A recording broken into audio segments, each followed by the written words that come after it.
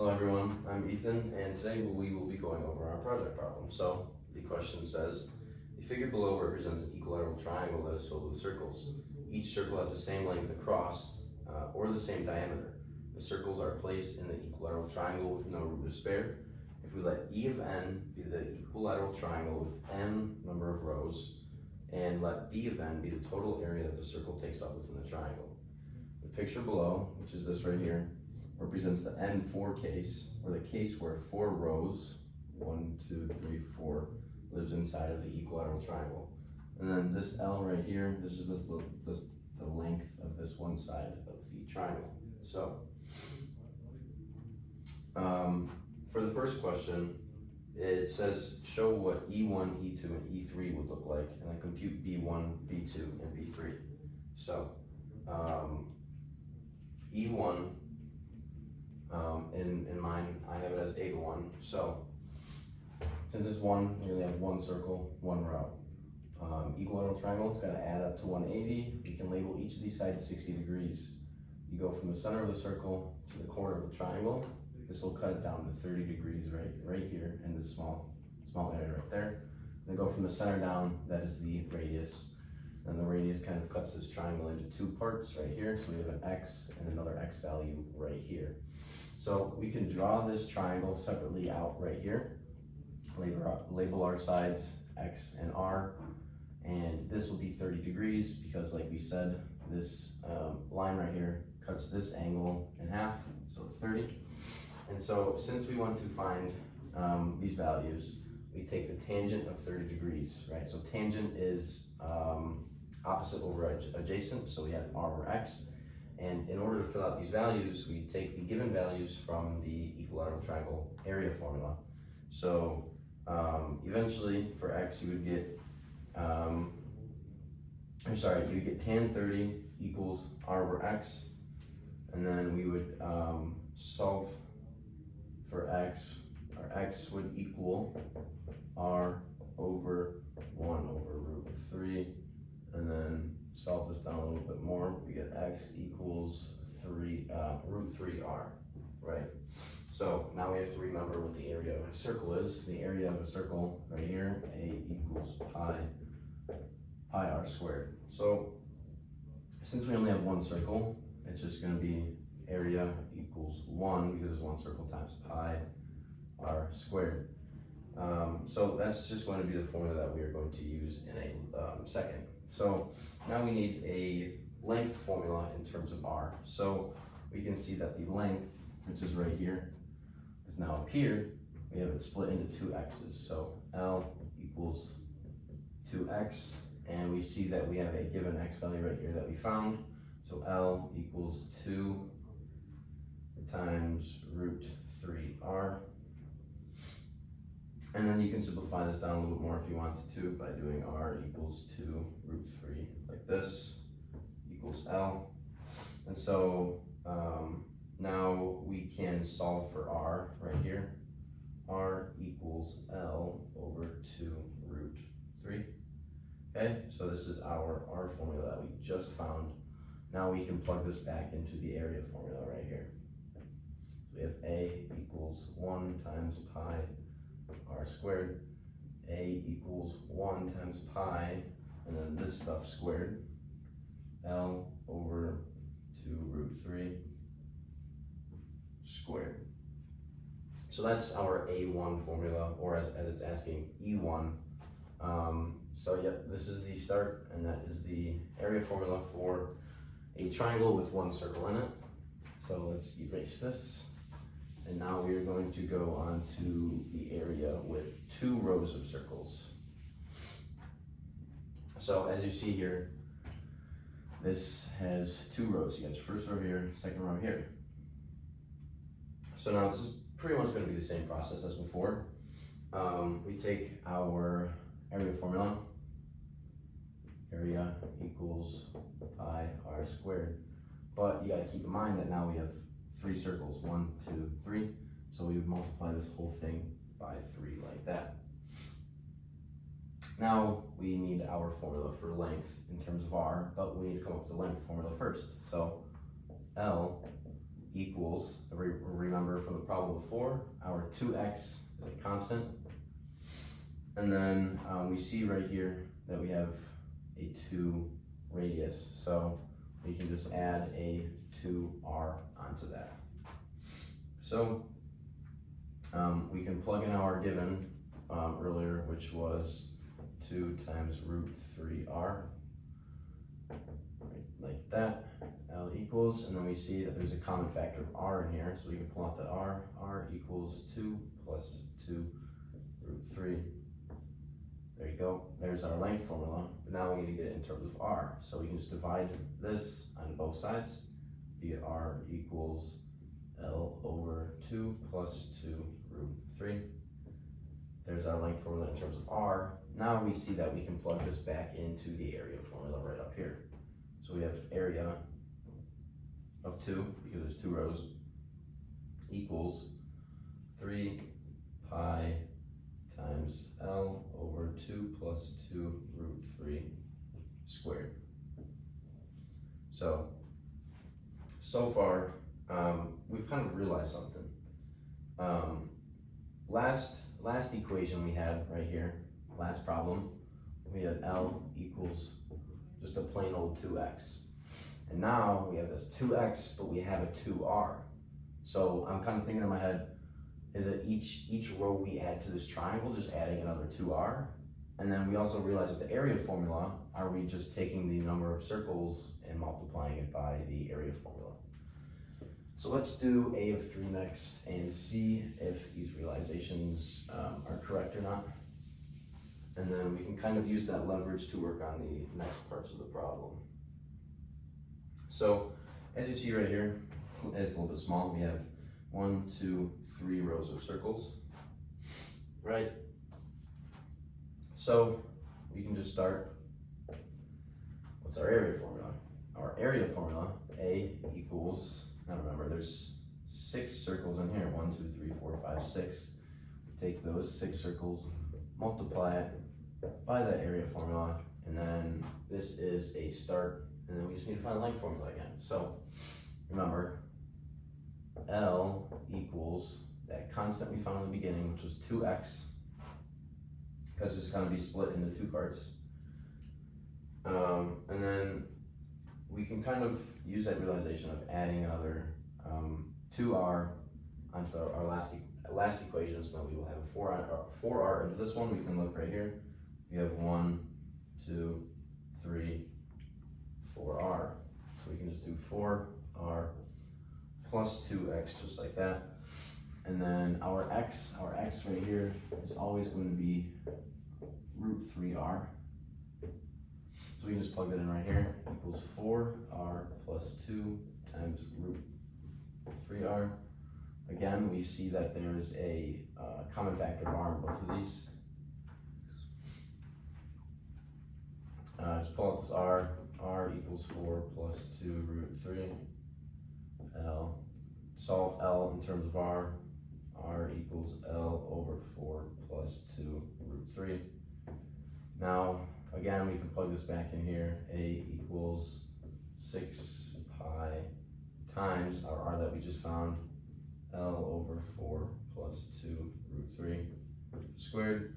And then this is the area formula for A of 3 or E of 3, like it's asking in the question.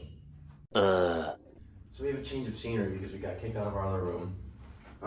But as we were almost done, this is our next part of the problem. So we see that we have 1, 2, 3, 4 rows of circles. So our goal is to find A4, the area with 4 rows of circles. So we can keep branching off of all the other realizations we made in this problem. We can keep taking that area formula and keep doing that length formula to the best of our ability and using those realizations. So we have our area formula using the circles, area equals, and then remember I said that we can multiply this by the number of circles in the triangle. So that's 1, 2, 3, 4, 5, 6, 7, 8, 9, 10 pi r squared. So we're going to come back to that, and now we need to find another length formula in in terms of r. So our L equals, and then that constant 2x that we always had, 2x, then we're going to be adding 1, 2, 3, 4, 5, 6 radius, that's going to be 6r. So now our x constant, x equals root 3r, can be plugged into here. If L equals 6r plus 2 times root 3r, and that r is not under the root. So then, common factor of r, pull that out, you get L equals r times 6 plus 2 root 3, and then we can solve this in terms of r, so we have r equals L over 6 plus 2 root 3. So there's our r that we found. Now we can plug this into our area formula right here. So A4 equals 10, because there's 10 circles, pi, and this stuff squared, L over 6 plus 2 root 3 squared, and this is the last part of our question, because this is part B, and it is asking us to compute B4, which I changed it to A, but it's the same thing. So during these problems, we made a realization, and it ended up being true. For each equation, you add 2 radius, because there's another circle being added on. That's kind of another 2 radius going to it. And then we realized that the general area formula, like this, A equals the number of circles times pi r squared. And now off to Samaya. Yesterday. All right, thank you, Ethan. I'm going to be doing part C, trying to find the general formula of b sub n in terms of length of the triangle. So to find the general formula, I have to find 3 main things. I have to find the formula for the amount of circles in the triangle in terms of n. I have to find the area of the circle formula, and then I also have to find the length of the triangle in terms of the radius of the circles. And I'm going to be using stuff that Ethan found, like what he observed in his step. So first I'm going to find the amount of circles in terms of n. So when n is 1, 2, 3, how many circles are in the triangle? Ethan found when he found E1, E2, E3, it was going to be 1, 3, 6, and 10. We found the relationship between the 2 numbers, and we found that it would be n squared plus n over 2. We're going to test this really quick. When n equals 1, 1 squared plus 1 over 2 is going to be equal to 1. N equals 2 is going to be the same. 2 squared plus 2 over 2 is going to be equal to 3. N equals 3. 3 squared plus 3 over 2 is going to be 6. And this basically proves that we found the right formula. So with this formula, we're going to use it to find the amount of circles in the triangle and the area. So we know that the area of a circle equals pi r squared. So to find the multiple or more of them, the area of the circles in the triangle is going to be our formula from before, n squared plus n over 2 pi r squared. All right, so now that we have, this is the general formula for b sub n, but we have to find it in terms of L instead of in terms of r. All right, so Ethan previously found B2, B3, and B4, so I'm going to write those down really quick.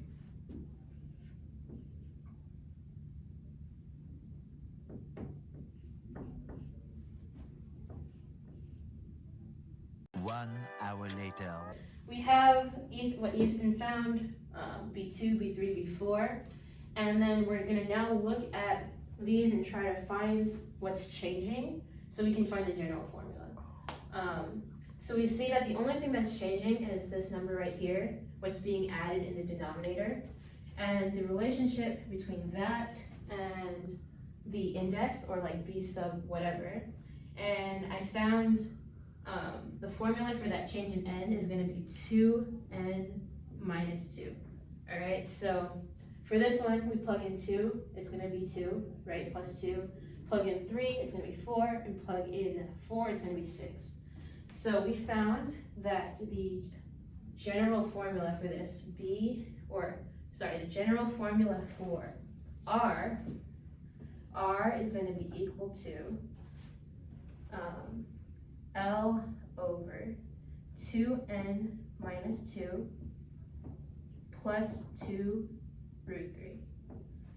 Now that we have this, we can finally plug this back into this original equation here. I'm going to just erase this. So we've got O.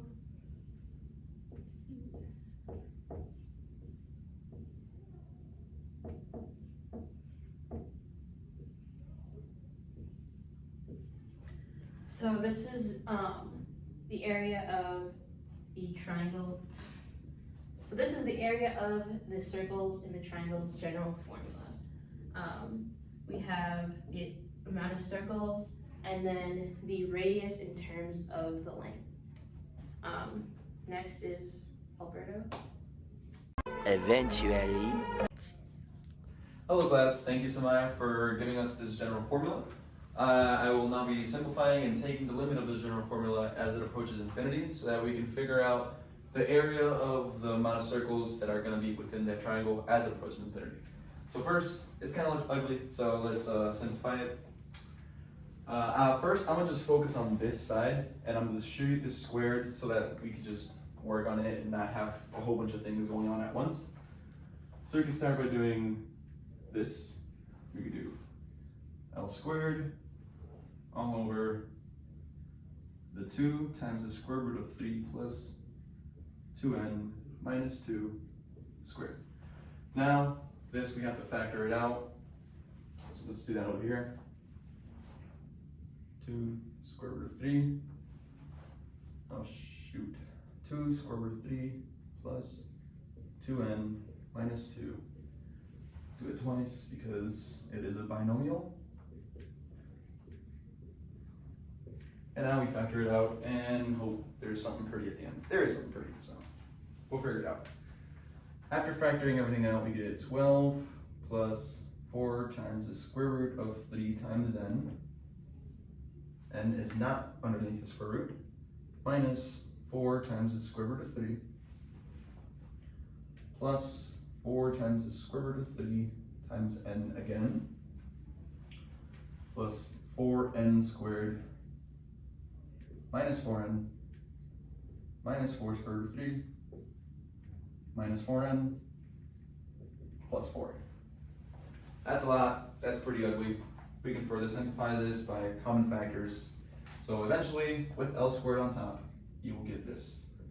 L squared all over 4n squared plus 8 times the square root of 3n minus 8n minus 8 times the square root of 3 plus 16. That's what we get by just focusing on this. Now, we can put all that together. We can multiply the top, factor this, or distribute this pi and this L squared into n squared plus n. We could do that all in one move. And that will be, before we do that, I'll just make everything under one fraction, so it'll be less confusing. We can't forget this 2. We still have to distribute that 2 in there. 4n squared plus 8 square root of 3 times n minus 8n minus 8 times the square root of 3 plus 16. Can't forget this 2. That's right here. Still distribute that in. So now after factoring this pi and this L, or distributing this pi and this L squared into this n squared plus n, we should have L squared n squared pi plus L squared n pi. And then after distributing this 2 into this whole thing, we have 8n squared plus 16 times square root of 3n. N is not in the root, remember? Minus 16n minus 16 square root of 3 plus 32. That's everything, I guess, kind of simplified. So, no, it is everything simplified. So now we can pull out a n squared up top, or a force factor, an n squared up top and an n squared at the bottom, so that it'll be easier to take a limit, but we gotta do the limit notation first. So I will be back and this board will be completely different. A little longer than a few minutes later. Now that we have the limit notation and we have what we simplified, this is our gen formula, remember that. This is what we simplified it to, and now we're taking the limit as n approaches infinity. But first, let's factor out, or force factor out n squared, like I said before. And let's do that so that we can see what will eventually shoot off to 0 once we plug infinity for n. So let's force factor. And n squared, L squared pi, this is not good, L squared pi, plus L squared pi times 1 over n. It is 1 over n because if you distribute this n squared back in here, the n's will cancel, and it'll give you the exact same thing as what we simplified it to, and that's what we want. We do not want to change this formula and make it not equal what we originally had. So we got to do a form of 1 with this n squared. Pull out an n squared in the denominator. 8 plus 16 times the square root of 3 over n, for the same reason that I just stated. Minus 16 over n. 16 square root over n squared. Plus 32 over n squared. Same principle with n squared. They'll cancel out, so they'll give us the original. That's what we want. Now we can do we gotta make sure to always keep the limit notation in front, because we have not yet taken the limit. This is just further force factoring. So let's do this form of 1 right here. That'll go away, and that's perfect. And now we can plug in our infinity for our n's so that we can see what will eventually shoot off to 0. So we have the limit as n approaches infinity, L squared times pi plus L squared times pi times 1 over infinity, all over 8 plus 16 times the square root of 3 all over infinity, minus 16 over infinity, minus 16 times the square root of 3 over infinity, plus 32 over infinity. Now, when infinity is in the denominator of the fraction, we can safely assume that it'll eventually shoot off to 0 because the number will just get so insanely small, it's basically 0. So we can say these and this all shoot off to 0. We can replace these with 0, but that'll just waste time. Just know that it will be 0. So after, this is taking the limit. After we take the limit, we are finished with, or we are left with, L squared times pi all over 8. Okay, so our final conclusion, therefore, these 3 dots mean therefore, the limit as n approaches infinity, our original n squared plus n over 2 times pi times L over 2 times the square root of 3 plus 2n minus 2 squared will give us pi L squared over 8. Now, this is the formula for the area of how many circles, or the area of the circles, I guess how can I word this? This is the area of the amount of circles as it approaches infinity that will fit in the triangle. And then using this, we can find the percentage, which Augustine will do that after me. So, thank you, and I am finished. Tomorrow. So much later that the old narrator got tired of waiting and they had to hire a new one. Alright, so thanks to Alberto, I'll be taking away from for our last part of the problem, which states how much of the area of the triangle will the rows of circles eventually occupy. Make sure to run to the nearest percentage as n reaches infinity. What does it say? Well, it's basically telling us that as the circles inside of that triangle that we found earlier, or that was given to us, will eventually be increasing until infinity. And what the question wants us to find is the total percentage that those circles will occupy, or the total space. So total area. So we'll be using this equation, which is the area of the equilateral triangle, which states area is 1/2 times its length times its height, which is the square root of L over 2. Now, to better work with this equation, let's manipulate it or simplify it down, in other words. So this will be rewritten as the square root of 3L squared over 4. Again, this is the area of the equilateral triangle. Now, basically this is the area of the triangle. Now, if you recall, earlier we find the area taken up by the circles. So that we're going to be using that formula that we found earlier, which is pi L squared over 8. This formula tells us the area of the triangle. This formula tells us the inside of the triangle. So let's use both of them to find the total area inside of it as n reaches infinity. To do so, we will be dividing both of them down. Well, dividing them both by each other. So on top, we have pi L squared all over the square root of 3 over 4 L squared. To further simplify this, we'll be multiplying by the reciprocal. So this will look like this: pi L squared over 8 times 4 over the square root of 3 L squared. Now, quickly, we find that both equations both share in L squared. Top and bottom cancel out. So we have